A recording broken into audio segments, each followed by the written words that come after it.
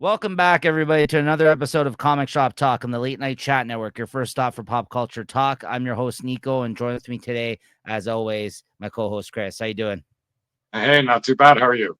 I'm good, and having enjoying some time in the sun there, Chris. A little bit, a little hot here today, so I got the tank top on, just trying to cool out. Yeah, I like that new hat you're sporting there, that Punisher cap. Yeah, very nice. That's getting ready for the relaunch there in September. Looking Ready for forward the to it. relaunch. Yeah. But yeah, this is what episode 188, guys. Wow, we're close to that 200. Yeah, so I think by the fall, I think around October, we should be hitting that. That's a big milestone there, 200 episodes in. Very cool. We've been doing this weekly for the last few years, so that's been a lot of fun. So make sure you're subscribed to the channel. If you're new to the show, this is our weekly comic book review show where we kind of talk about the comics that we read week to week. Sometimes we talk about some stuff happening in the industry, new announcements about stuff. And we also do a comic book solicitation show, usually that goes over the future releases that are going to be coming out. And we'll let you know kind of what we're interested in checking out. That should be coming out later this week. Marvel, unfortunately, hasn't dropped theirs yet, even though I feel like they've previewed a lot of them already, but the actual list hasn't come out proper. So stay tuned for that because that will be coming out later this week, though. So those are always a lot of fun. Today, we're going to be talking about the new comics that came out for the week of July 16th, 2025. And spoiler warning, as always, if you're worried about getting what happens in the book spoiled for you, because we'll be talking about it. Suck it up. No. You always read your books and then come back, of course. Check out the playlist. Yeah, you weren't expecting that one. Too fucking bad. No. Well, I'm just joking around. You guys come check it out. Our episodes, they land in the playlist. And I have started actually including now in the description of the videos every book that we talk about every week. So I'll give you like a little heads up if you are interested to hear what we have to say about a specific title. All the titles scroll across the bottom of the screen, so you can kind of jump ahead if need be. All right, Chris, that all being said. All right, number 8. Let's talk comics. All right, let's do it. Cheers. Cheers. All right. First up on the docket here today, we got Godzilla Destroys the Marvel Universe #1. You snuck in that number 8 there. Pretty good. What's Chris talking about? 8? I don't know. Who knows? Do the math. It's been a nice Sunday for you. What can you say? Yeah. But yeah, Godzilla Destroys the Marvel Universe #1. I got this cover here. Jerry Duggan and Javier Garron on art. What'd you think of this, Chris? I was a little worried about this. Like they've had some good stuff with the Marvel, Godzilla versus whoever over the last sort of decades. And I think they're pushing this a little bit too hard. But it wasn't too bad. What can you say? Yeah, freaking the mole man down there, he finds some sort of vibranium, like a vibranium strain that seems to wake up Godzilla. And he brings him out to the city. And, everybody shows up. It's kind of a good Marvel world to be in. Like the Avengers are still the Avengers. X-Men are still friendly. And, when the Fantastic Four calls out for help, they all show up. And then, I don't know, I guess they're ready to send Godzilla to the Phantom Zone, and that fucking backfires. It was a fun comic. It's what it is. It's nothing. It shouldn't be anything great, but it's a fun read. Negative Zone, not Phantom Zone, but the Negative Zone. My bad. Yeah. How dare you, Chris? that's a Superman DC thing. No. I'm with you. It wasn't that bad, but the thing is, it wasn't good enough for me to pick up the whole miniseries. As you know, I've actually been a big fan of the one-shots that they've done. But I think that's why I enjoyed them, because they were one-shots with different artists and writers each issue, different eras of Marvel. Here, you got a 5-issue singular story. And, I'm a fan of Jerry Duggan's writing. I got to say, too much. What's that? You think a little too much? Yeah. A little too much, but it was a fun read still. Yeah, Javier Garron's art on this, though, not so great in some places, to be honest with you. I thought it was so, but yeah. So I think, like yourself, I might just read this digitally, if anything, maybe the next one, because it was just okay. But did knock my socks off, and I didn't enjoy it as much as I've been enjoying the one shot. So that's what I'll say about that one. So I think I think I'm out on buying this one moving forward. But listen, this is Jerry Duggan we're talking about, the writer of Giant Kaiju. So if you guys missed out on that, the original Great Kaiju story by Jerry Duggan, make sure to check that out. Image Comics did that. That was great. What'd you give this, Chris? I get a 3.5. Like I said, I wouldn't buy it, but it was a fun read. Same, 3.5. Yep, not bad. Next up, we got Gotham City Sirens, Unfit for Orbit, number 3, as we continue with this weekly event here. What'd you think, Chris? Yeah, more of the same. I'm not buying this, but it's an okay read. Nothing crazy going on here. The story it's ho-hum. There's nothing. I don't know. I don't even know what to say here. It's just a fun read. The art is decent. I think they could be leaning more into the cheesecake, but they're not. Mm-hmm. But the story it's definitely keeps your attention. Let's say. Yeah, I had a couple of fun moments in this issue. I think the art's been all right for this series for a weekly miniseries. I think it's been the same artist across every issue. If not, whatever the artists they have working together, they have been gelling pretty well, let's say, and I haven't noticed. I think the last one was like jarringly obvious between issues, the last miniseries that they did last year. So like this, I think, has been even better on an art standpoint. But like Chris said, still nothing too exciting to write home about.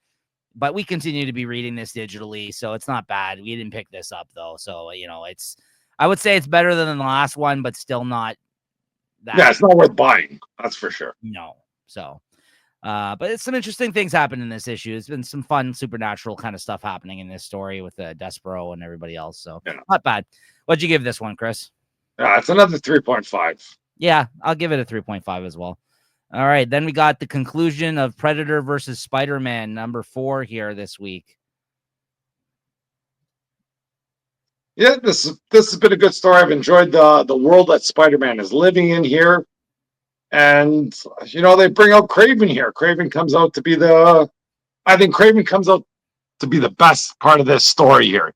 Yeah. He ends up killing the Skinner, and then he has the confrontation with the other Predators, and I think they give him his due. They kind of burn that some sort of symbol into his forehead, and as they walk away, they kind of use their voice, "Oh, Craven, you're the best hunter," and everything ends up happy. Like Spider-Man, I think he webs up his arm and he freaking brings it out over the river before it explodes.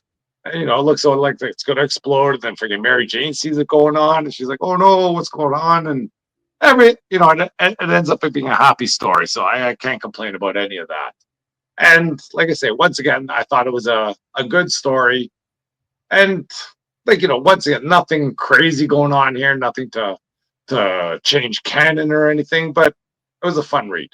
Yeah, I agree with you. I think Craven was the best part about this series. And honestly, the ending of this was a lot of fun too, I thought, because after they, like you said, they put the symbol on him and they consider him like a great hunter, essentially, because he took out one of their kind. They allow him to come onto their ship at the end. So that's what I didn't really understand. If he went on the ship and he's going to go friggin' hunt with them or something. Yes. That would be something interesting if there's another Craven. Well, there's going to be Craven and the Predators or something. Well, there's going to be they're going to do the next one. I think they're doing is the Predator versus the Marvel Universe one. So is Craven going to show up and be in the mix in that? I don't know. Percy's right in that as well. So unless he's not really even considering the continuity from miniseries to miniseries that he's been building up here, I don't know, because really there was no reference in this. I felt like to the other ones that he's been doing, right? So. But yeah, I thought that was really fun actually at the end that he actually went on their ship. I was like, what the fuck is going on here? That was really cool. I like that a lot. I was like, that's a fun idea. It makes sense that Craven obviously would be the one to kind of gain the respect, if anybody, right? So I dug that just as an ending to this miniseries. Overall, it was fine, but that was cool. I did really like that. I was surprised. So. What'd you give this? I get a 3.75 and probably a 3.75 for the whole series. I enjoyed the first issue. It kind of died down there in the middle, but I think they stuck the landing. Yeah, I'll probably stick with a 3.5 for this. But again, I did really like the ending of that, the Craven stuff. But because of the drop off, I'd probably give it 3.5. Even overall, I feel like, but not bad. You know what? I don't know. It's hard to say. I was like, did I like this better than Wolverine? Wolverine dropped off so bad after that. Yeah, first issue. Wolverine, the first issue was great, and then it Yeah. just freaking dropped off. They're trying to retcon his whole life. I'll never. They're not retconning anything. Yeah. Yeah. No, that was a mess, that series. I probably would say this is a way more consistent story than the Wolverine one was. Yeah. And I didn't read the Yeah, I enjoyed this better than the Wolverine. I agree. But that first issue, I'll never forget. I gave a 5. Yeah, the first issue was great, though. Like, I gave a 5. if he kept that momentum up for the rest of the series and tried not to freaking, put him in his whole life and stuff. Yeah. That would have been good. I'll never forget that, though. I mean, like, looking back on that, people were like, if they saw that review show, they're like, well, this guy's out of his mind. Give this a 5 out of 5. I'm like, 5. He's riding a whale or whatever. Yeah. I mean, he just got the crazier and crazier animals that he could ride throughout the whole freaking series. I would have been jackpot. All right. Next up, we got our summer event, I guess, from Marvel. Yeah, that's what this has been, right? Imperial #2 here by Jonathan Hickman. What'd you think of this, Chris? Some big swerves going on this one. This is a big story, and I'm here for all of it. Yeah. I think that the big thing is that the Skrulls are trying to reassert themselves, which I'm happy about. I've never enjoyed the Kree and the Skrulls trying to live together as peaceful coexistence. Those are like mortal enemies. Yeah. And then you have who's that? Shuri, that's been kind of captured, and she reveals that that's in the first issue that that vibranium bullet is a fake or it's a dud. Yeah. And just everything that's going on here.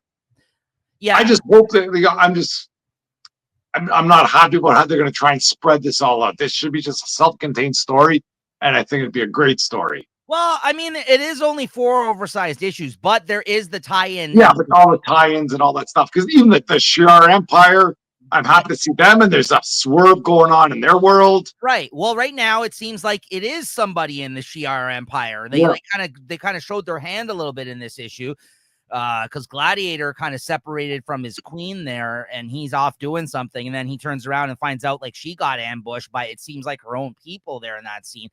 This is a great kind of like political intrigue in space type of murder mystery in space, essentially. Like, because it's on different levels. Like, I thought it was the first level where that the Grandmasters are putting their pieces on the chessboard and say, "Oh, this is what's going to happen." But there's so much else going on in there. So right. This is working for me. All these people, the reason I said political intrigue is like all these races have all this history with one another and their government. Like, you know what I mean? Like, so it's really kind of interesting. And then there's a murder mystery in the middle of it. And then you have like, literally people investigating the murder and everything else. And like you said, when it came to those swerves in this issue, where even in the first issue, I'm like, there's no way it's so obvious that it's the Wakandan people. Yeah. Right. And everyone always fucking goes to war with the Wakandans and they whoop their ass majority of the time. So it's just like, I'm like, nah, that's not what's going on here. I doubt that's what's happening. So like, yeah. So it kind of kept us guessing this issue. It's great stuff. Good art. That's it. There's a lot of meat on the bone here, and I'm looking forward to more. Absolutely. Yeah. Good stuff. And also I got to give it up to them. Smart idea for putting the character scroll here in the start of the issue, because there's so many people involved in this story that we rarely ever see, like these space characters. Thank you for doing this. Yeah. There's a couple of times I actually referenced this because I'm like, oh yeah, who is this guy with again? And I'll go back. Oh, okay, yeah, he's part of the Shire. So like I was like, yeah. I like that. I like that they did that because there's so many characters in this story. So like sometimes these issues could use that and they just don't include them, right? Which I appreciate when they do that. So what'd you give this? It's a 4 all day. Yeah, 4 out of 5. Absolutely. Good stuff. All right, Chris, this week you read X-Men Age of Revelations here, #0. Don't got the art for this one. Oh, no art for this? No. This is a good story, but this shouldn't be spread out on its own issue. This is what should be happening in the X-Men story and the Uncanny X-Men. And when you read this, and I don't know if you've read anything about what's happening with this Revelation story, it's going to be turning out into like 16 different series. Okay. And that's why all these other X-Men series are ending at 10, is to make room for all these. Like there's a whole bunch. There's like the Amazing X-Men, and there's like the Radioactive Spider-Man. But for this story here, it goes in. It's basically telling the history. It's 10 years later, and how Doug Ramsey, what's his name? Oh, yeah, Cypher, right? yeah. Yeah. Somehow he's the heir of Apocalypse, and he becomes like the freaking like the powerhouse of everything. And it kind of goes back into the past where you kind of see how he builds his power. He's out in Alaska, with Cyclops and saying, I want to join you guys, and he brings some people in there, and then it just goes on to this world 10 years from now where they freaking take over everything. It's a good read, but but how bad the X-Men books have been, this would be a good way to freaking keep those X-Men things going on. Yeah. But the downside, I have to say, is like, how can you have 16 issues? Yeah. Never mind how long these series are going to run. Like Age Apocalypse, or anytime they've had good X-Men stories, they might have been running through 3 or 4 books for 3 or 4 months. But this is just too much to read, to comprehend. But it was still a good start, and I'm looking forward to how this stuff goes. But I can't be buying all this stuff. It's crazy. Yeah, and that's the problem too, is that they really are relying on the fan base of people that like just blindly buy into everything X-Men to support these fucking initiatives. Absolutely, but that's what I mean. They're burning people out on this, and the problem is it's a situation of quantity over quality always with it too, right? And then you really then are depending on at least a few of these titles to be good, and none of them I feel like have been good. So it's just like, what do you want? Like, it's asking a lot of people that are going to just buy into this stuff, that you keep doing these huge events. Like, give us 2 ongoing solid X-Men books, and that's it. That's it. That's all we want. Yeah, like just like with Spider-Man, there's a lot too, I know, but there's different Spider-Men now, like different versions. Yeah. But like, like they've done that before. Like Avengers, remember they had Avengers and Avengers Forever going on at the same time. Like, do like 2 titles, Uncanny X-Men and X-Men, and that's it. Like, just keep it like that. Like, they've done it before. Bring it back to that. Enough of this Krakoa Age 8 different titles shit. It worked for you once, but you had Jonathan Hickman doing it all that time, right? So it's just like he was the one coordinating all that shit. He had magic, right? So what can I say? You can't. They're trying to recreate that. I feel like now are these old school X-Men. Yeah, but they're freaking trying to recreate it and freaking hose you at the same time. Yeah, like the story, it seems to be a good story, but I can't freaking buy 16 series for 3 or 4 months. This is going to be like a fucking $400 or $500 story at the end of it. I don't think it's worth it. No, I agree. But for this issue, if I judge the issue by itself, I'd give it a 4. There's great in there, and it's a good, it's a good X-Men story, but not an X-Men comic book. Come on, killing me. Yeah, that sounds really good then. Maybe I'll check it out, but at least this one. All right, next up we got Deadpool. I got a few here. I've read Deadpool Wolverine #7. Also wanted to show off this. This is Zatanna #6 cover. It's a Frank Cho cover. He always does these kind of ones. I really liked this one though, specifically. So even though he does so many similar kind of layouts for these, so I picked up that cover. Didn't read this, but I just want to show it off this week because I had no interest in this miniseries. This is the last issue, right? But after the first couple of issues, shit the bed. But Deadpool Wolverine #7. What can I say about this? Not much other than the fact that now this Robert Gill artist is on here who took over for Joshua Cassera, and who was a really great artist. And the main reason why I was enjoying this series, I felt like, although, Benjamin Percy was kind of just doing like a fun back and forth Deadpool Wolverine thing going on here. We had, now we found out that this is actually Apocalypse that's been inside this dude this whole time, that's been trying to inside Strife. It wasn't Strife. He's basically using Strife's body to coordinate all this kind of stuff. And that's what was been going on, I guess, throughout the first arc, when we thought Strife was the main bad guy, and that he was basically just taking over Wolverine and Deadpool's bodies in order to do his bidding. But it turns out it was Apocalypse actually in the body of Strife. And that's kind of what you see in this issue. You see him kind of struggling with that. You see Wolverine trying to like fight him and then getting taken over by Apocalypse again. And then in this scene, for instance, they do a side-by-side where you see that it's actually Apocalypse that he's carrying but obviously everyone sees him as Strife. So that's who's been behind all of this whole time. And then you got Maverick and Deadpool, where they've been separated from Wolverine right now, but I think Deadpool is trying to get to the bottom of, because Maverick was working for Strife there, what's been going on, and they were controlled previously. So, this issue was all right. It's not as good as I felt like the first arc is, but 7 issues in, I'm pretty sure this is going to be one of those like 10 issue series that they've been doing lately, where it doesn't survive past the number 10. And, this would just be like another Benjamin Percy type of story here. But I've always liked, we were a fan of most of his Wolverine stuff towards, at least the later half of his run. So I figured it was worth checking out. So I give this a 3.5 out of 5. Next up, we got Batman and Robin, year 1, number 9. Still not too much to say about this series that I haven't said before. Like I said, Chris Samnee's been killing on this, but Mark Waid's just been basically bringing a basic-ass story to the mix, in my opinion. That being said, this is probably the best issue that I've read in some time, because there was some actual like emotional attachment to the events of what happened in this issue, at least with the characters themselves, not myself, but there were some good moments shared by Jason. They basically, the goons that are trying to track down Jason Todd, essentially, in this one, they figure out that he was using some language that's only used in the circus, and they basically are able to track him down in here using that information. And there's a good scene where he kind of let Bruce down a little bit, and they have like him and Alfred have a moment together in this. It also sounds like the other Robin and Batman issue I've read this week, so maybe I'm mixing them up, but I believe it's this one where he kind of, because this isn't Jason Todd, this is Grayson, Devin Gray in this one, so Dick Grayson.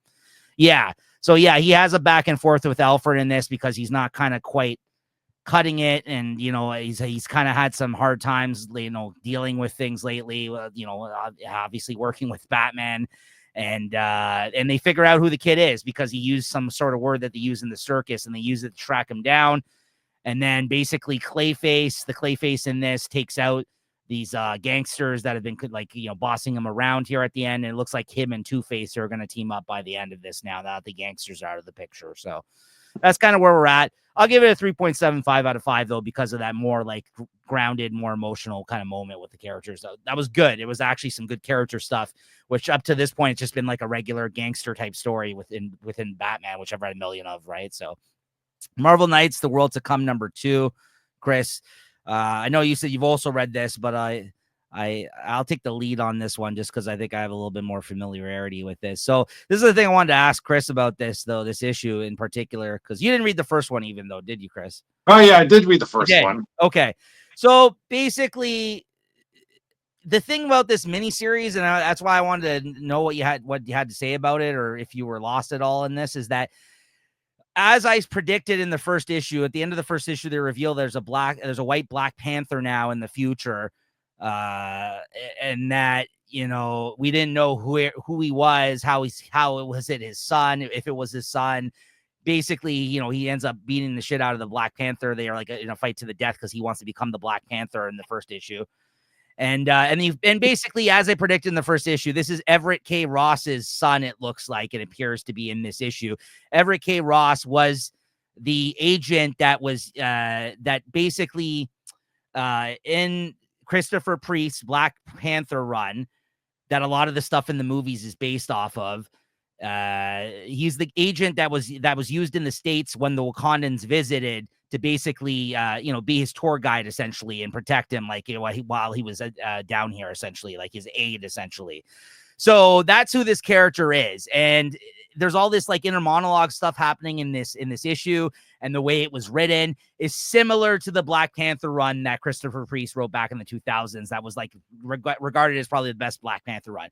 If you don't know who Agent Ross is, they even reference moments where they left off with him in the comic series last. So like, it's hard to kind of like, I don't know, Chris, did you understand what was going on with this guy? Because it seems like this is more written for people that have read that run personally. Yeah. Yeah. Okay. Like, the only thing that got me in this series was, the reveal that the Black Panther is white. It just reminded me of when Captain America says "Hail Hydra." Like, this is like a holy smokes moment. And, I got to see what's going on with this. So I read the first one, And I read this one. This was more just a history of how this white guy became the Black Panther, if I remember correctly. That and who his father was, Everett Yeah, Ross. yeah, like a bit of a history of him and how it turned out to be that he's the guy.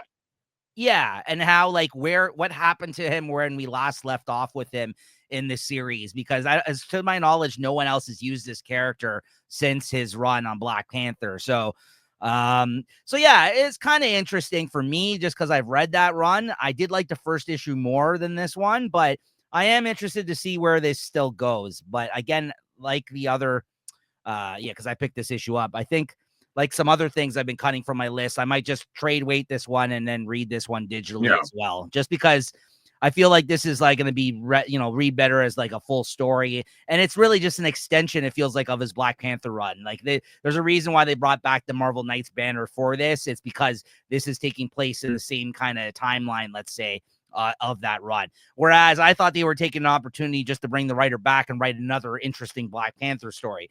But this is very much in the same world that one took place, like in his timeline of his own continuity, let's say. So yeah.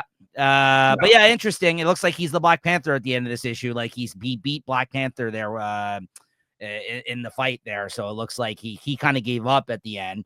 And we find out that this is probably that guy's son. So anyway, that he was orphaned and he took back with him to Wakanda, it seems like, because like I guess Everett K. Ross, was a friend of his. So what'd you give this?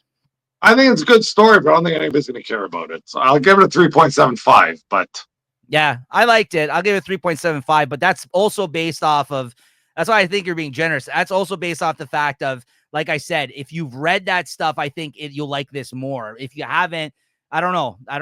There's still some interesting things there. Obviously, you liked it overall, it sounds like, but you're right. It's not really that big of a story worth telling, it seems like. Anyways, Absolute Flash number 5. I read this week. This isn't bad. I might drop it. I'm liking it. It's just, again, like all these Absolute titles, it's really taken its time to develop the story. We're 5 issues in. He still is on the run. He still doesn't know how to use his powers. He still has people chasing him. It's kind of like, the story isn't progressing that much, I feel like. And, that's my only gripe about this. It's good, but I mean, if I'm going to be buying it in issues month to month, I feel like, but this is the thing with these Absolute series. I'm almost like, feel like I need to read a couple more issues, because it seems like after the first arc, that's when they've really kicked into gear, all of these. I think other than Wonder Woman, that was the only one I feel like we liked the first arc the most out of everything, was the most exciting. Whereas all these other ones are just slow burns, I feel like. So maybe I'll give it a couple more issues. Lemire's writing this. I like his stuff. This wasn't bad, but yeah, basically that's, again, the plot of this issue. I mean, he runs into one of the rogues that apparently was also experimented on. We basically learn in this, all the rogues are guys that they've experimented on this, I don't know if it's Argate, whoever, the Star Labs. That's in the one in the Flash. They all kind of experimented on these people, and that's why they have these powers that are the rogues. But he runs into one of the ones that got loose that was a failed experiment of some sort.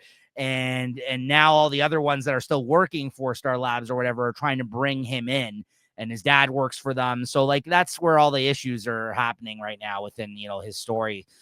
But Gorilla Grodd is, now like with him and is his friend. It seems like he's abandoned them. But now, the rogues are basically still trying to track him down, and he runs into one of the rogues that is apparently one of the ones that doesn't work with them in this. So yeah, that's kind of where we're at in the story. So it's okay. I give this a 3.5 this week too. I also don't like the new artist that's been on these last couple of issues that much. So it looks good some places, other places not as good. All right, next up, Absolute Batman number 10, Chris. There we go. Yeah. Oh, I got this one. Yeah. I do buy comics. There it is. I got my issue here. Yeah. I've been trying to buy comics, but I just haven't been able to. Yeah. Okay, I'll start out with what I don't like. It's a tired story, where they're trying to break someone down. It reminds me of V. I think they just did this in the Energon universe with Megatron. I'm sure it's been done friggin' a million times with other heroes. But get that out of the way. This is fucking a crazy story. like, okay. And once again, you got to say, if this guy's a poor guy, how the hell does he do all this stuff to himself? Like, I loved reading about how all these booby traps he had, Yes. not within his costume, but Yes. then even just within his body. Yes. And then he escapes, like, I don't know, 3-4 times. I think one time he pulls out his tooth to fucking pick a lock or something. But every time he gets freaking out there, I think the first or each time he just gets out there, and then freaking Bane is there and just freaking pounds the crap out of him. And then it says, okay, you're gone for like, whatever. I think they have like some sort of medical report, and okay, he's going to be incapacitated for what, 43 days. Like this issue must have taken like 6-7 months because he's got beaten down so many times. And then, you get to see his mom out there, you get to see what's happening out in the world. And one other thing I didn't like is when he ends up riding freaking his buddy. Like, come on, I don't know. Come on, didn't like that? That was pretty sick. Yeah, I thought it was a nice picture in the scene, but okay, if I'm Killer Croc and you want to jump on my shoulder, I don't think so, buddy. You can stand beside me. We can take care of things. It's his friend. You're not getting on my shoulder. Let me tell you that. If I turn to crocodile, if that ever happens, you wouldn't let me stand beside me. I'll whip my tail around and kick shit around. But you wouldn't let don't me get on me like I'm a fucking battle beast or something. That's all I got to say. But otherwise, this issue, I could read this freaking all day. It was great. I loved it. And this issue is nothing short of amazing. Absolutely. Yeah. And Chris hit the nail on the head. I too, one of my favorite parts about this issue is when they were describing all the weapons that were inside of his body. I don't know how he has all that hardware lodged inside of him. Exactly. Yeah. And I'm poor too. Yeah, whatever. I'm past. What are they like? This guy's like 6'9" and 400 pounds. I'm past that now. I don't even care about that. This story of him. I'll take it whatever it is. I love it though. This story of him trying to escape continuously and getting stopped by them, like it's basically like the reverse Bane type of move, like where Bane was kind of kept in captivity in the films and had to get out of there. Like I mean, his wasn't even this brutal. Like this is brutal what they're doing. They're torturing him essentially, and he's there for months. And then every time he escapes, he always gets up to a different room. There's like some Isley, biome. So there's freaking there's some sort of poison ivy. Right. And then I think there's like some Clayface area that he went into, and they're all freaking grabbing him. Well, and then what the hell are all those freaking monsters that are just like, oh, help me, help me. Oh, this is what I'm saying. It's like Swamp Thing because they talk about the green. I didn't actually even think about poison ivy. I thought it was more of like a Swamp Thing because of the green. But I think they call it like an Isley. I missed that. That makes more sense. So it is a poison ivy thing. I don't know what the hell. That's like, I don't know. Yeah, there's so much information, that's sort of in the background.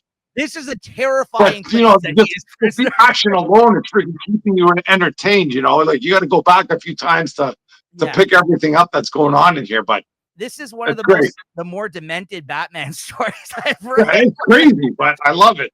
Same. I was floored by this issue this week. I got to tell you, I really was. I was like, this is fantastic. The art, fantastic. This was like one of my earliest. Yeah, I mean, now that story with whatever. With Bibble or whatever, the guy he wants to fight, they could have at least they didn't freaking push that story too far. No. They could have got a better name for this boxer that didn't want to fight, not Bibble. Bibble's the guy from Superman. Okay, well, I was over my head. What can I do? No, he's a character. I'm guessing it's the same guy because there's a guy. The guy that's down by the docks, that's like a big bruiser. That's Bibble from Superman, right? But that's what I'm saying. They're really mixing the different books now in terms of the characters. Like they're using Batman people in Superman. They're using Superman people in Bat. Like it's really intermingling now. And like I think that's one of the new events that they talked about coming soon. Is there is going to be the absolute kind of crossover. I think a lot of this stuff soon, or absolute villains, or whatever the hell they're calling it, right? Yeah, yeah. Anyways. Which we'll talk about on the new Solicit show when that does come out, I'm sure. But what'd you give this, Chris? I'll give it a 4.25. I know you're going to give it more, but yeah, 5. This is an amazing issue 5. I love this. It's Like you good. said, though, they got me when they were describing all that shit. I was like, this is great. Like I don't know, I don't even know how you thought of that idea. Like I I mean, no action. It's just fucking words, and he's yeah. like Batman freaking lying in a bed. This is the last thing I expected to read in this book. That's all I'll say. I was like, wow, that's Yeah. crazy. So good stuff. Next up, another Batman book this week, Robin and Batman, Jason Todd, #2, Chris. If I could give art just on its own, this art is like a 5 plus. Like I'm glad every comic isn't like this, but oof, the art in this watercolor stuff is freaking just awesome. Yeah. And the story ain't half bad either. You know, you got it's Jason Todd here as a young kid, and Batman and Wraith. whatever Arthur are still trying to freaking kind of figure out what they can do with them. And they send freaking Nightwing in there, you know, trying to just have some fun with this kid, you know, and go, hey, you know, I've been there before. And then you have this variable, the Wraith, where he's trying to, you know, tell Batman, you know, Gotham, you know, we're at war with the city, and I'm not taking any prisoners. And that kind of fits right into the path of what Jason Todd is, and then that scene with Jason Todd says, "Oh, when I thought you know, when that cuckoo guy was dead, and you saw me standing there, you thought I killed him," and you know, it just kind of breaks the kid, and then Batman is like, at one point, he's the only thing I didn't like. He really turned around, like in one scene, you know, in the same freaking line of panels, he's ready to give up on the kid. Then you go back to the next panel, he goes, "Oh, but I won't." Like, come on, you got to at least turn a page on that one or something. But otherwise, this is a great story, and the art is just freaking taking it to the next level. Agreed. Love the art. Love the story. Again, like just like the other Batman book I said this week, which is that's why I got them confused. I read 2 books with 2 different Robins that had these emotional kind of moments in them. But you know, these are really some great grounded moments. And like we said with the first issue, this is kind of surprising in the sense like he's having major doubts about him. And we all know what happened to the character, obviously. And the fact that he really can't get it together enough to kind of train him. And, you know, he's really concerned for his well-being and everything else. I'm really glad they focused on those moments in this. It really kind of adds a lot of depth to the, you know, obviously the history of what we know that is to come, because, you know, originally the Jason Todd, you know, they wrote him like an asshole, right? So that's basically kind of re-examining that, but showing you like he's trying, you know what I mean? Like he's trying despite like, and he's not really an asshole in this kid. He's just lost, right? So like that kind of, I'm glad they kind of revisit these things a little bit and kind of try to like focus on certain aspects of the characters, right? And this Wraith character showing up, he was kind of interesting too. You know, kind of had like an old that guy from the Wildcats look grifter kind of mask going on there, which I really dug. So good stuff. I agreed with you. And the Nightwing moment, fantastic as well. So good stuff. One more issue to go though. So, you know, but I'm glad they don't overstay their welcome with these. These are nice little mini series that they've been doing. So yeah, this is definitely the best comic I'm not buying, but yeah, if I see it out there, I just might go and get it. Yeah, I'll give this 4.5, no problem. Yeah, I agree with you. I was like 4.25, 4.5. Yeah, 4.5. They are definitely brings it up a notch for sure. Then we got Invincible Universe Battle Beast #3. Once again, this is a fun story here. And I think it's a bit of a filler issue, but it's still fun how that freaking the robot or the ship is still trying to screw Battle Beast, and I don't even know what that other freaking being is there. He's just kind of, you know, he's just stuck in the middle of stuff. And the robot, whatever, there's a whole freaking armada of ships that are ready to freaking kill the Battle Beast. And the ship just kind of sends him out there and sends him in a very delicate spot, I guess. You know, it doesn't give him any sort of advantage.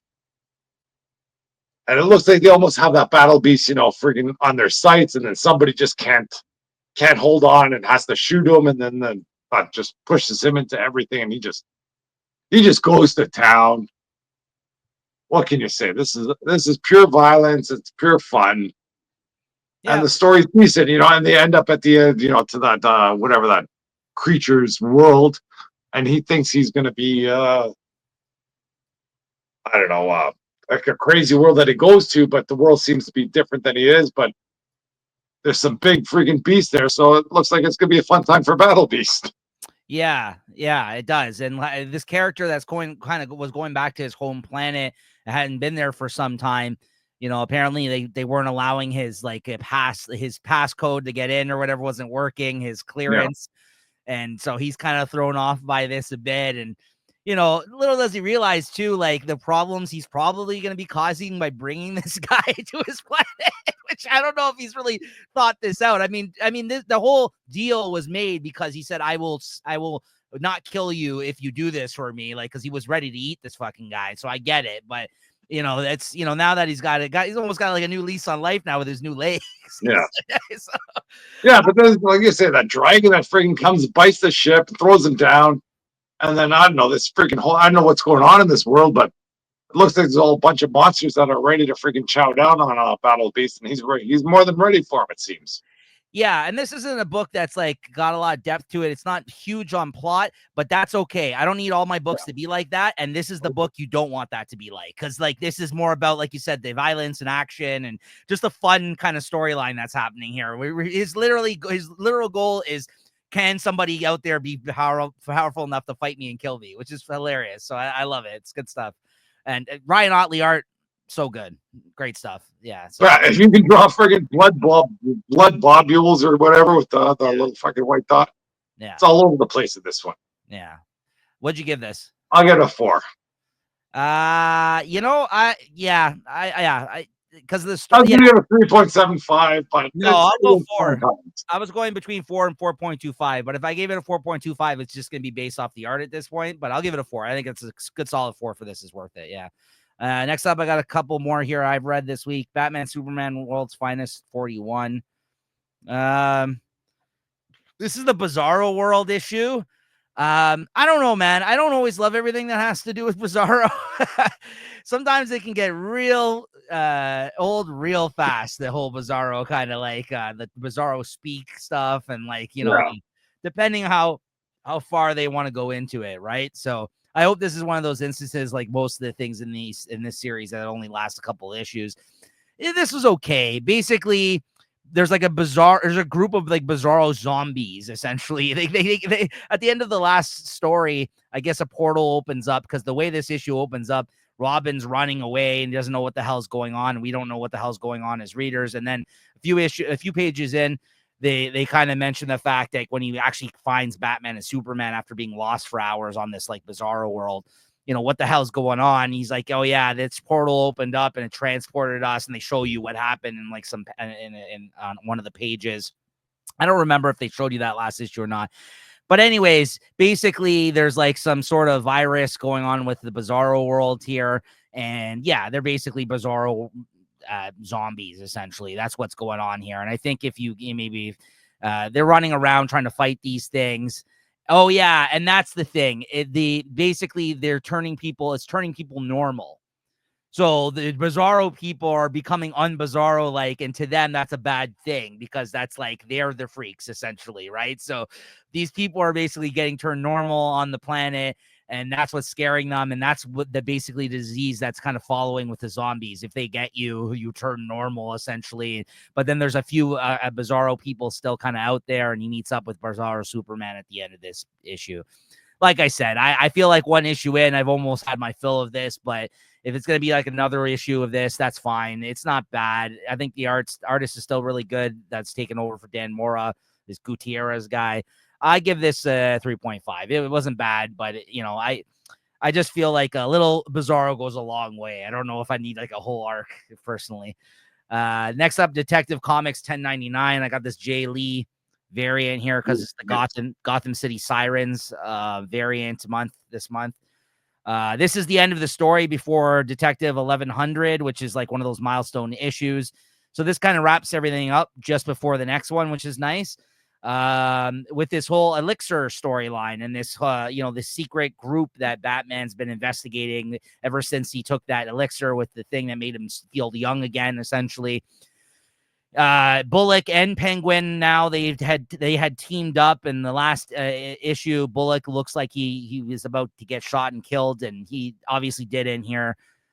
Batman's able to kind of jump in, and he does get shot, but he survives, and he is able to protect him here. And basically, him and Penguin and Bullock, they catch these guys. It leads them to the main that guy that they caught the two people that were against them last issue, and then they get information out of them. Bullock and Penguin of all people team up. They play bad cop, good cop with Batman, and Batman's like, "That's it, I'm leaving the room. You guys are out of control." And they go to like pretend like they're gonna torture him, Penguin and Bullock, and put the screws to him. And then basically the guy gives up the location of the head dude in charge.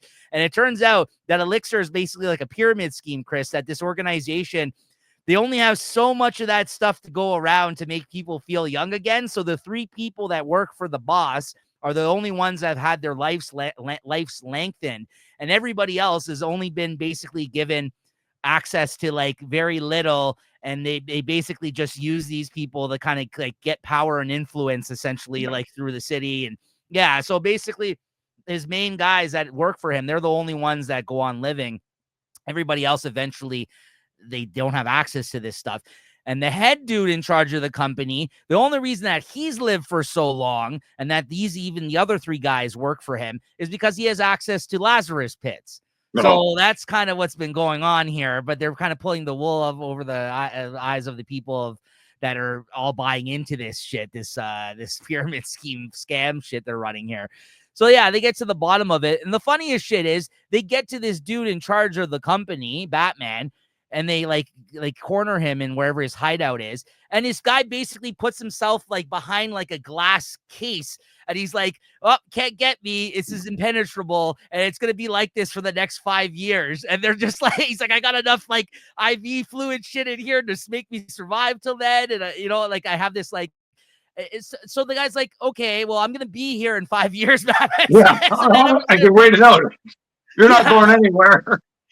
But it was just so funny and sad and pathetic. They're just all standing there laughing at him. Like Bullock's like, "Look at this fucking freak. Like, are you serious with this?" Like, and then he's just like, "Yeah."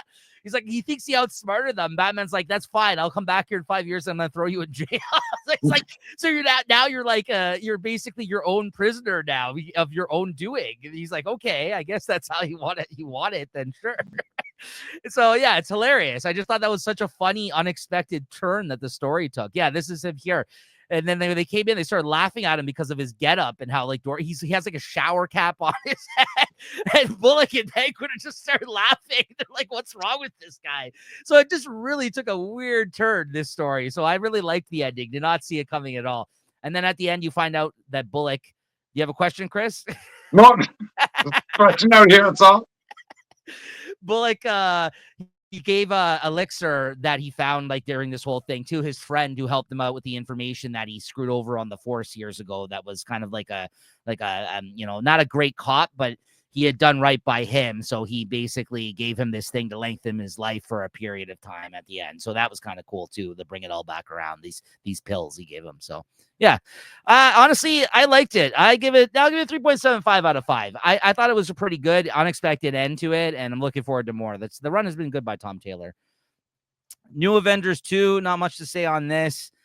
I really like the characters in this book. This is a great team. Honestly, like it's a really cool team of people that have come together for whatever reason. This is one of those issues where they now I did read this, I think. You did read go this. on. Okay, Yeah. I was going to say, this is one of those issues where they kind of establish, "Oh, I guess we're a team now," like one of those type of issues. But, whatever's happening in the story itself is fine, but I just think it's a really solid cast of characters, and I think that's what's going to keep me at least coming back for the next couple of issues. What do you think, Chris? Yeah, I thought it's, like you said, it's a good cast of characters. And what they end up getting the Jackal, and he's made clones of the Illuminati here, right? Yes. Yeah, that's right. Yeah, and they're all just shitty versions, like shitty clones of the Illuminati. Like they're nowhere near as good as the originals, the clones. So, and the Jackal, of course, famously created the Spider-Man clone, like the back in the day, where the Spider-Man clone. This is another good story that should be in actual Avengers comics, not freaking used up in some side comic. Like, if the Avengers comics are great, I go, okay, this is good stuff. But the Avengers comics are garbage. This would be a good story to put in the Avengers comic. to freaking get them going. And then, like, I think they do have some sort of, we can't call the real Avengers in for this, for whatever, baloney reason. Yeah. But otherwise, it was still a fun read to have all these guys in there. Yeah, Namor, Clea, Black Widow, like there's some good. Clea especially. I enjoyed her presence in this issue. Wolverine, what's Laura Kinney Wolverine there? Yeah. There's a lot of good banter between them. Yeah. And the way Clea is kind of, I'm here because she felt the presence of Doctor Strange, but he really should be out still in Asgard there, and he's I just want to see what's up, and it's like a crazy version of Doctor Strange. So everything tracks. But I think they're just missing out on sending this good story on a B level issue. And then they say that this is Bruce Banner at the end here. I don't know what's going on there. Yeah, I know how that fits in, but it's like some crazy whatever, I don't know, a different plane or astral plane or something where he's stuck there. But who knows what's going on with Bruce Banner nowadays? Like, yeah. What's going on with the Hulk or anything? It's whatever anybody wants. That's where he is. What'd you give this? I get a 3.75 though. It's good stuff. Same. Yeah, I liked it. And I only said I didn't really care too much about the story because of the fact that I'm focused on the fact that all these people are all characters I really like, right? Like the story's fine and all, but like to Chris's point, I agree. Like if you had a story like this, which is interesting and outside of the box in the main Avengers title, I think we'd be talking about how much we like that title more if they had that book with those characters, right? Yeah. This story with those characters, right? But that's not where we're getting there. So anyways, then next up, This Ends Tonight, #1. This is a 3-issue series by Jerry Duggan and Jay Lee on art, who I just showed a cover of this previously. Now, I didn't get the art in time to bring it up on the screen for you guys here, but I love Jay Lee's art. I absolutely love his art.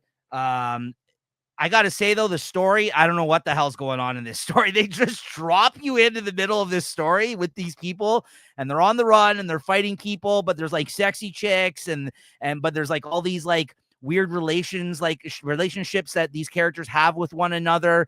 And I can't honestly even give you a great description of the plot in this one. It was just that bad. Like, I'm just like, I don't know what approach Jerry Duggan took to like doing this, but this is like one of those things where they like, sometimes you hit the ground running in something and you're able to catch up. Like I'm not mad at that, but by the end of this issue, I couldn't tell you what the hell was going on. So the main thing I enjoyed about this was the Jay Lee art, and it's only going to be a 3-issue series. So maybe I'll continue buying it, but the story I cannot recommend. I don't know what's going on here.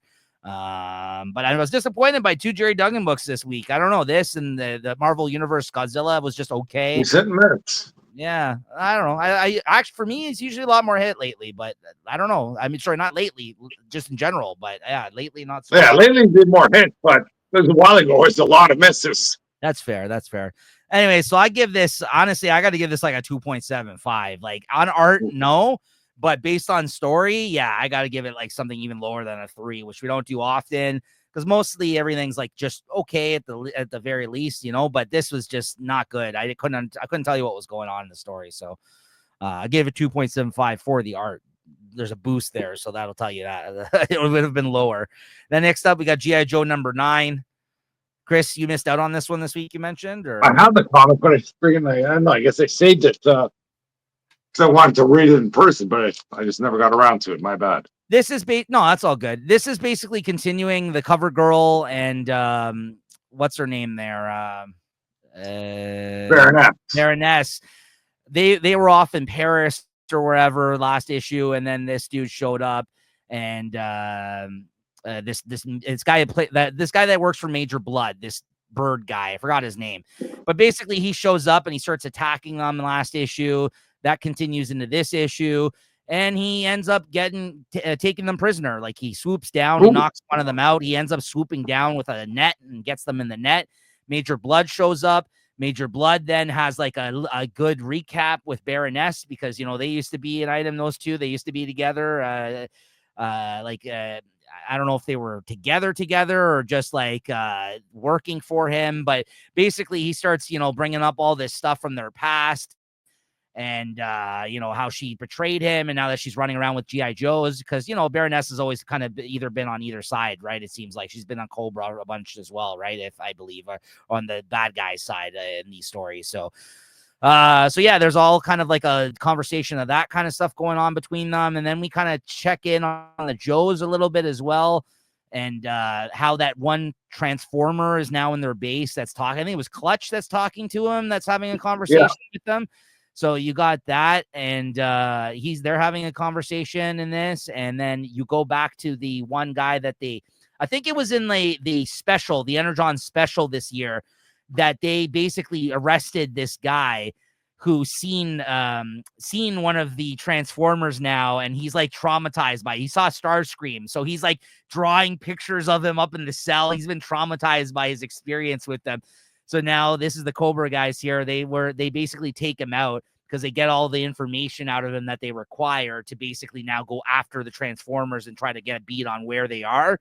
So they're really coming to a head, these guys. Like every issue, they're seeing more and more now, like how they're kind of talking to each other in the books a little bit. So I'm excited for that. But yeah, another solid issue. I give this 3.75 out of 5. I'm really enjoying this. I'm liking G.I. Joe, and I'm not a very experienced G.I. Joe reader or cartoon watcher. Oh, yeah, and then it looks like she stabs Baroness basically at the end of this issue, Cover Girl.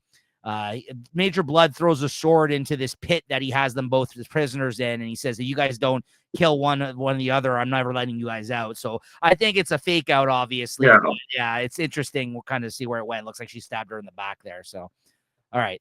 Yeah, 3.75. Teenage Mutant Ninja Turtles number 10, Chris. Oof, here we go. It's another freaking. This series has been freaking kicking ass. Absolutely. And I think this was a bit of a breather issue. You think it's going to be all action, but it was a bit of a Law and Order type of issue. Yeah, we're doing a lot of courtroom stuff near the end, and who's this Hale guy seems to be has the gift of gab, the mayor. Yeah, and he can convince people to see. I don't know if he's got some sort of superpower. It seems. Because he's convinced, he went to that encampment there, and he convinced all those people to freaking just burn their encampment. Yeah, and I guess just kind of brings up, the power that he has when his speech and when he's in the courtroom. Even I think one of the turtles are even kind of doubting themselves at one point, and they give Donnie like the power to represent themselves, and he says nothing the whole time. But I swear that they got to have some sort of trick up their sleeve. But it's still a great issue, and I can read this. I'm looking forward to more for this for sure. And it looks like at the end of the issue, looks like April now has done like her own Casey get up, because Casey, of course, has been in the hospital, and she was getting attacked at like her apartment and stuff a couple of issues ago. So it looks like now she's taking it upon herself to like don some sort of new Casey inspired costume essentially that she has, which is also kind of pretty cool. And it's nice to see April kind of get into the mix in that way, even though she's always been kind of helpful to the turtles. But now with Casey actually out of the picture, who's kind of been the fifth turtle essentially, it's time for her to kind of get involved. So that was interesting as well. And I say it every issue, but I just think this artist is absolutely killing this run. And it's one of my favorite artists every time the book comes out in comics right now. And he's really going to be in the mix for me at the end of the year for my favorite art this year. I cannot stress that enough. I don't think that's going to change.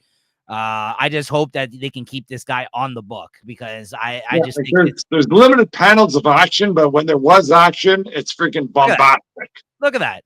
Like, you know what I mean? Like, I love it. The coloring, I think he also does himself. It's his colors, and his art looks great. So I can't get enough of it. Yeah, here she is at the end there. She's got the hockey stick and the mask. So, good stuff. Another good issue. What'd you give this?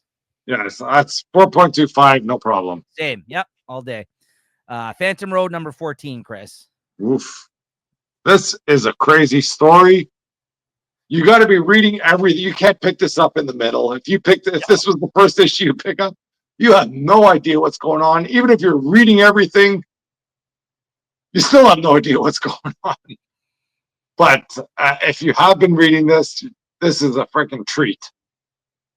And I don't know, the guy's daughter gets freaking kidnapped by I know those masked guys. He brings them out to that diner where they're at, and they're about to make some sort of trade. And then whatever egg they have, or if it's dusk or dawn, they kind of switch. They switch dimensions or planes. And then somehow he's talking to this freaking egg and saying, "Oh, I need to go get back my daughter." And he comes back up and freaking he blows up their heads. It's just all great stuff going on in here. It's like slow burn and fast at the same time. I don't even know how to explain this. Yeah, I know. They're so long for like I know because you didn't read the whole series. There were some issues you missed. Right, I read a few of the first issues. Right. And then I came in, I guess, in this newer arc. Right. No, you've read enough to understand what's going on, but it's one of those things where even when I was reviewing it before, I would be like, I don't know what's going on exactly, but I'm loving it. Like, it's one of those compliment, like, you know how, like, I just talked about This Ends Tonight earlier, and I said, I don't know what the hell happened in this comic, and I disliked it. This is the opposite, where I need to know what's going on, like, constantly. They give you just enough kind of thread you along through this story, but like they always have these interesting things going on where you're like, what's that all about? You know, what's the deal with this? And this is how it's done. Like it's there's not understanding the story and then not needing to know the story, but like you have trust in the writer to kind of bring you along, right? And sometimes it falls flat.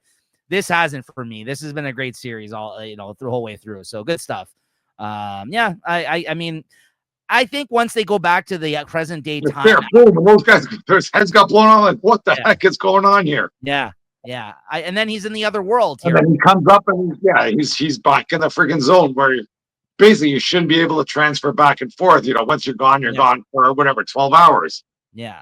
So good stuff. What'd you give this? I got a 4.5.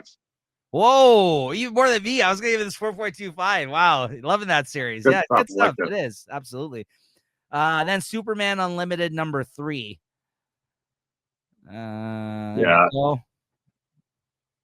What'd you think? Yeah, I think unfortunately they had to play up to the movie that's going on here. That's how I felt too. I was like, what the fuck? Too much crypto in this, which is so much. I've been reading a lot of Superman over the last few years. I've never seen a crypto story yet. And out of the blue, boom, a crypto story. Yeah. Well, it's not bad. I'll say that much. Yeah. It hurts me a little bit inside when they freaking, I guess they got to do what they got to do. You know, that's his business. It is a good crypto story.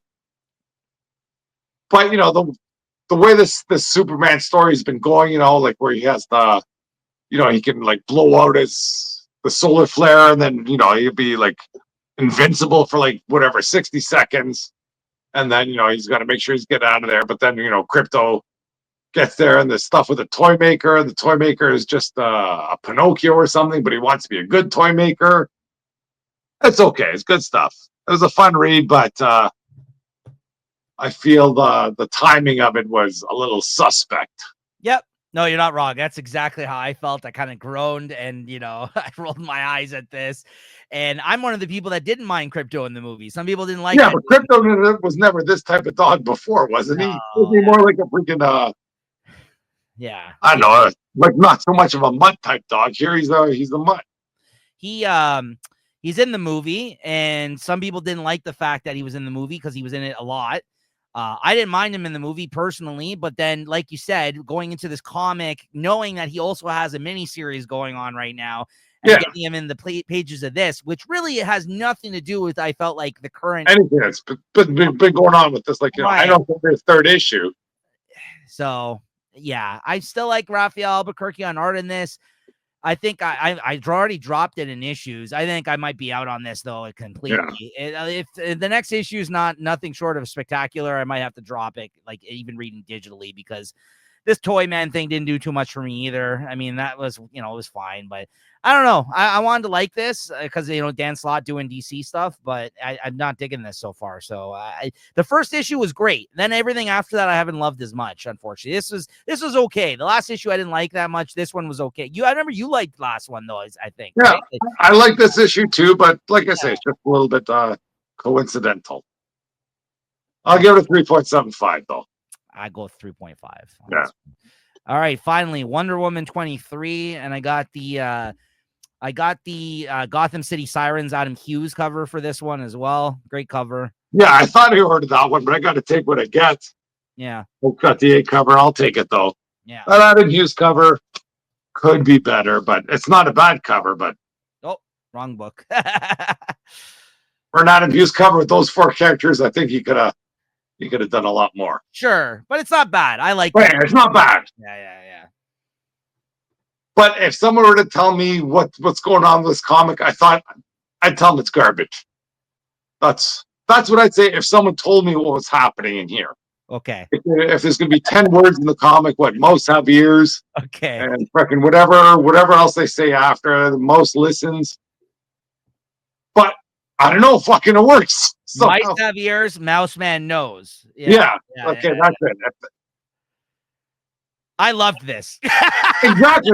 Somehow it worked. It was it's so fucking great. Weird. It was so freaking weird. I'm like, and thank God Daniel Sampere came back for this. Exactly. That's yes. Point number 2.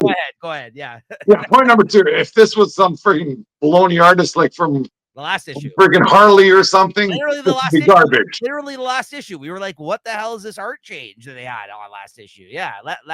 Just last issue they had one. But whatever else, I don't know. Probably there's 10 words in this comic, and it fucking works. They have freaking Wonder Woman and freaking the JLA Tower, so it kind of brings it. It gives you a timeline going on.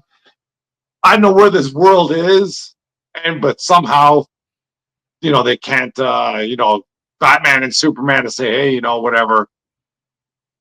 This is like some area that they don't want our help, so we can't go help, and you shouldn't go help. And if you do go help, there'll be consequences.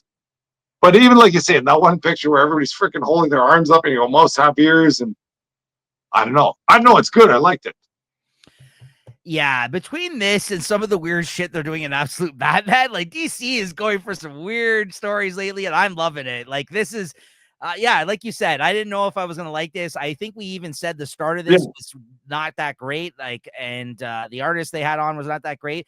But then when this issue came out and I read this, I was like, oh, this is very strange. And I'm digging whatever the hell's going on here.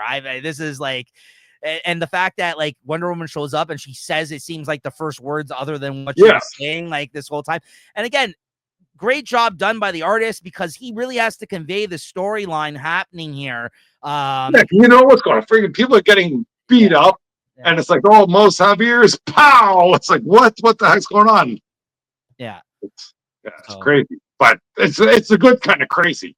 Absolutely, yeah, and I love the moment where, like you said, when she's doing some of the JLA Watchtower stuff. Who's the one that came up to her and said like how much of an inspiration she was and all that stuff? Oh yeah, with whatever Batgirl. Yeah, Stephanie Brown Batgirl. Yeah, that was great. Yeah, just good stuff, good moments. And by the end of it, I was like, okay, I need to know what the hell is going on. Yeah, I need to see what's happening in this freaking crazy world. Yeah, good stuff. Yeah, but I think it's really important to again mention that if Daniel Sampere didn't come back, this would be not half as good, I think, either as well. Like I can't believe it's good, but it is somehow. Yeah, good stuff. Yeah. What'd you give this? I was going to give 4.25, but I'm going to push that up to 4.5. Yeah, I'm going to go for 4.5 on this too. I've just never seen a story like this. This is so bizarre. Yeah. It's like a silent issue, but not even silent. Like they can only say one thing. Marvel, you got to step it up. Take more liberties with some of your stories. Marvel has been freaking, I don't know. They're locked right now. Like this is like a total inverse of like a few years ago where DC was lost and I don't know. Marvel's got to pick it up. I just feel like they take more because look at just the examples we gave tonight. Absolute Batman, this like they're taking more liberties with doing weird and out of like kind of continuity stuff that Marvel doesn't really do. Like even the stuff that they do that's out of continuity, like Daredevil. Yeah, but it's still freaking in continuity somehow. Well, Daredevil. It's not crazy. Daredevil. I'll say Imperial is different. I'll take Imperial out.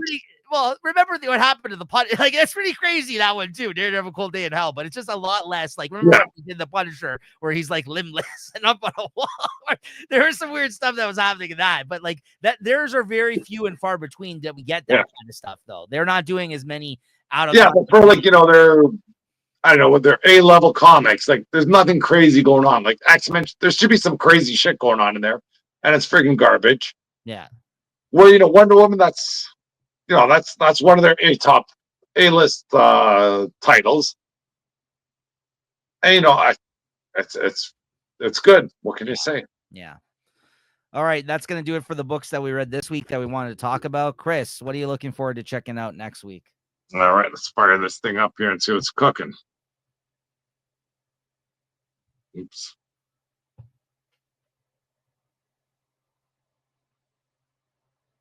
Okay, what's this? So it's for July 23rd. We got Void Rivals, Geiger, which I think we talked about 2 weeks ago. Hopefully that's coming out. Mm-hmm. Exquisite Corpses. Take that. I know. Did you read this Department of Truth? I read it in trade, that book, but yeah, it's good. It's No, really I don't want to read that. It's supposed to be crazy stuff. It is. It's been on hiatus too, Chris. So this actually might be a good time to kind of jump back in because I think it's just coming back from a hiatus. That book. Yeah, I have no idea what's going on in that world. But then we got Seasons number 6. And let's see. I think that might be it for Image. Let's go with DC. Maybe Batman 161, part of the Hush story. Who knows? Oh, Batman 162. I got both of them out here. I don't know about that. But absolute Wonder Woman 10. I think I'm buying. Hopefully that shows up. I don't know if you're reading the Martian Manhunter. That's crazy. Superman 28. I'll probably be reading the Justice League Unlimited 9. Yeah. DC versus Vampires World War V number 11. I thought that was out a couple of weeks ago. I'll probably read what's happening in the new history of the DC universe, but I wasn't too impressed with that. Yeah. Doesn't make for a good story, so to speak. Yeah, just more history. Yeah. And the Gotham City Sirens number 4. Hopefully there's a nice ending to that. For Marvel. I think it's going to be 5 because it's a 5-week month, remember? Oh, fuck. Jesus Christ. It might be. I might be wrong. Yeah. But Ultimate Spider-Man 19. Nice. Probably, yeah. That should be a good one. Maybe Uncanny X-Men 18. I might read it. Amazing Spider-Man 8. Could be some interesting stuff with what's that Hellgate. Yeah. Oh, I don't know. We'll talk about this after, but I'm not reading Wolverine 11, but there's some Wolverine stuff going on in that. The Revelation stuff. Okay. Storm 10. I'll read that. Yeah, that's been good. Let's see. West Coast Avengers 9. Emma Frost. White Queen 2. That hasn't been as good as I thought it would be. No. It was okay. Maybe the Spider-Man versus Venom verse, but I haven't read. After the first one, I didn't read anything else there, so that might be it.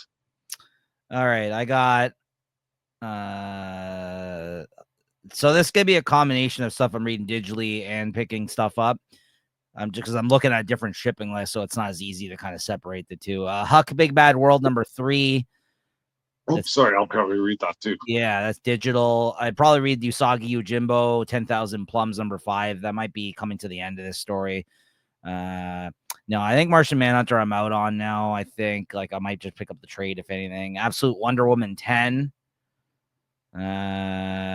Is this new Batman 161? Yeah, okay, that's been away for a couple months, I feel like. So there's that. What else we got? DC versus Vampires World War V. These are all ones I'm picking up. Gotham City Sirens I'll read. I think that's Justice League Unlimited 9. I think I've dropped that now, so I'll probably just read that. I think I've dropped that now. New History of the DC Universe I'll be picking up. And Superman 28 I'll read. So yeah, a lot of DC here. And then Image, if there's anything.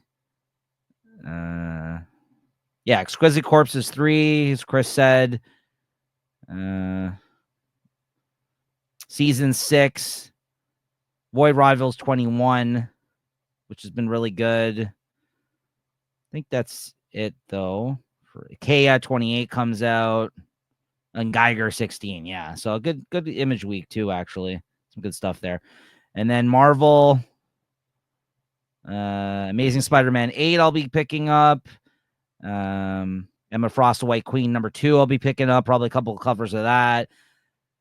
Maybe I'll read Fantastic Four Fanfare number 3. I don't know. Probably not, depending on who's doing the stories in it. I'll check it out. Not too much else. Spider-Verse, no.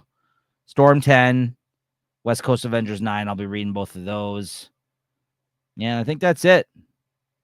I think that's it in terms of Marvel books next week. So, yeah. So there you go. Some good stuff next week I'll be checking out. That'll be the week of July 23rd, 2025. All right, guys. Chris, your favorite book of the week? Well, there's Fear the Running, Phantom Road. Yeah. Wonder Woman. Yeah. But, yeah, you got to give it to fucking Absolute Batman. That was batshit crazy. Yeah. Yeah. Same. I mean, I gave it a 5 rating this week. So, yeah, Absolute Batman. But I agree with you. Wonder Woman is definitely in the running. I always like Ninja Turtles. Oh, yeah. Turtles were definitely in the running, too. And then there's another one. Phantom Road was really good. There's another one, though, that we great. Imperial is good, but I wouldn't say it was on the run. No, there's another. Yeah, that's a good story, but there's another one that we gave a high rating. Smaller week, you might have got it. Robin and Batman, Jason Todd. Yeah, that was also in the running. Yeah. So that's another really good one this week. So there you go. So that's gonna do it. Those are our favorite books of the week. Another episode of Comic Shop Talk. And like I said, check the video feed. There will be a comic book solicitations for October of this year coming out this week, where we talk about the books that are going to be coming out in October that we want to check out. A lot of event stuff going on, it seems like, then as well. Right? Wendigo is the new Wolverine. Oh, is that what you wanted to mention? That's what reminded when I saw Wolverine there. So Wendigo that's why is the new Wolverine, like in this whatever Revelation. The kid in that Wendigo body. Well, the kid's out in Vancouver, and it's the fucking the Wendigo. Crazy. I thought after that 8th issue or whatever it was, the anniversary. Yeah, it's gone. Don't worry about the fucking Wendigo.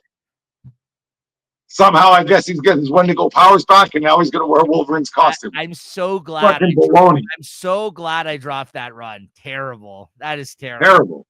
Yeah, that's weird. That's so strange. Crazy, so does he look? Is he wearing the costume? He's wearing Wolverine's, yeah, the yellow and blue with the stripes there, the stripes here. It looks like the Wendigo. And it's the Wendigo, yeah.